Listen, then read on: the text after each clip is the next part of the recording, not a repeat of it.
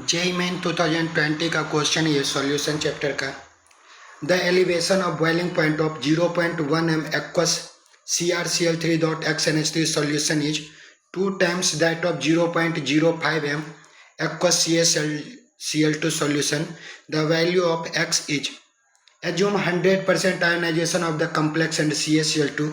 Coordination number of Cr is 6 and that all NH3 molecules are present inside the coordination sphere. तो मेरे से इस question में क्या बोला गया है कि मेरे पास दो एक्वस सॉल्यूशन है, एक में सॉल्यूट के जगह पे CrCl3.xNH3 और जो दूसरा सॉल्यूशन है उसमें सॉल्यूट के जगह पे CaCl2। दोनों का मोलालिटी दिया हुआ है मेरे पास। CrCl3.xNH3 का मोलालिटी दिया हुआ है 0.10 m और जो CaCl2 है उसका मोलालिटी दिया हुआ है 0.05 मोलालिटी।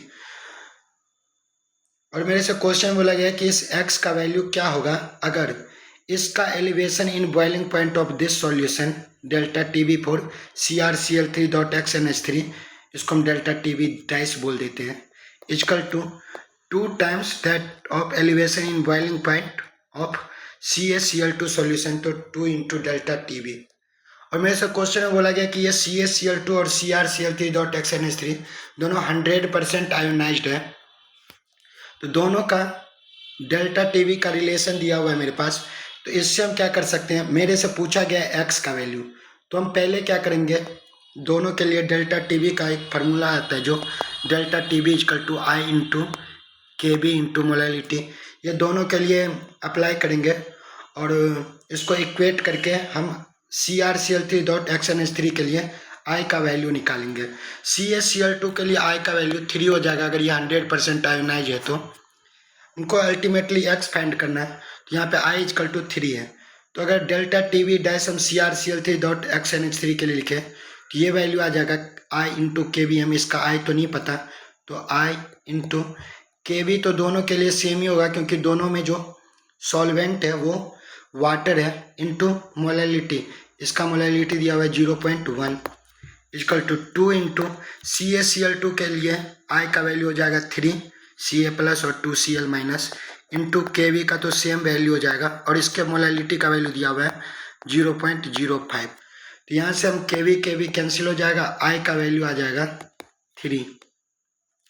अब ये आई का वैल्यू 3 आया, इससे हमको एक्स का वैल्यू कैसे निकलेगा, तो देखिए यहाँ पे जो हमारा कम्प्लेक्स कंपाउंड है उसका कोऑर्डिनेशन नंबर 6 है और उसमें नंबर ऑफ आयन 3 होना चाहिए। तो जो हम कम्प्लेक्स बनाएंगे उसका एक तो ये कोऑर्डिनेशन स्पेयर का आयन बनेगा और 3 चाहिए टोटल नंबर ऑफ आयन, तो 2 Cl2 को बाहर रखना पड़ेगा, तभी ये 2Cl माइनस और एक ये कोऑर्डिनेशन स्पेयर का, तो 3 नंबर ऑफ आयन 3 होगा। अब मेरे से क्वेश्चन बोला गया कि कोऑर्डिनेशन नंबर कितना है, 6। क्रोमियम का कोऑर्डिनेशन नंबर 6 है। क्वेश्चन में टोटल क्लोरीन 3 है, 2 बाहर चला गया आयनाइजेशन स्पेयर के, कोऑर्डिनेशन स्पेयर के बाहर, तो एक अंदर आएगा Cl। अब मेरे पास अभी क्रोमियम का कोऑर्डिनेशन नंबर 6 दिया हुआ है, तो एक तो क्लोरीन से सेटिस्फाइड हो जाएगा, बाकी NH3 से होगा 5, तो यहाँ पे 5 NH3 लेना पड़ेगा, तो आई का वैल्यू भी 3 आ गया और जो ये इसका कोऑर्डिनेशन नंबर 6 दिया हुआ है क्रोमियम का वो भी फुलफिल्ड हो गया। तो एक्स का वैल्यू हमारे पास कितना आ रहा है, 5।